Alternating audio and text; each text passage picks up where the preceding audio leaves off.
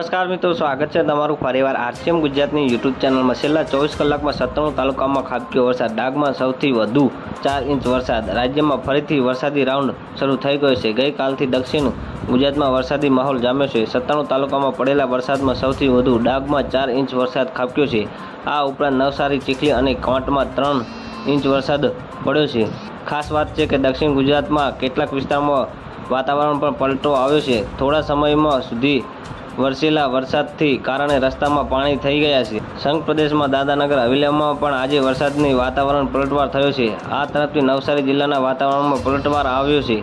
ગણદેવી અને ચીખલી તાલુકામાં ભારે વરસાદ સાથે ધોધમાર વરસાદ પડ્યો છે। નવસારી શહેરમાં વાદળછાયા વાતાવરણ બાદ શહેરમાં બપોર સમયે વરસાદ શરૂ થયો છે। શહેરમાં આવેલા કબીરપુર, કલિયાવાડા, જૂનાથાણા સહિત અનેક વિસ્તારોમાં વરસાદની શરૂઆત થઈ છે।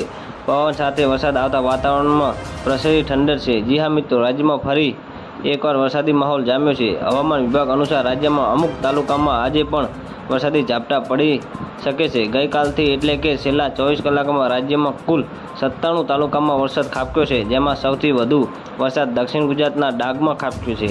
ડાંગમાં 4 ઇંચ વરસાદ પડ્યો છે। રાજ્યમાં પડેલા વરસાદના આંકડા અહીં બતાવવામાં આવ્યા છે। જી હા મિત્રો, 24 કલાકમાં રાજ્યમાં 97 તાલુકામાં વરસાદ વરસ્યો છે।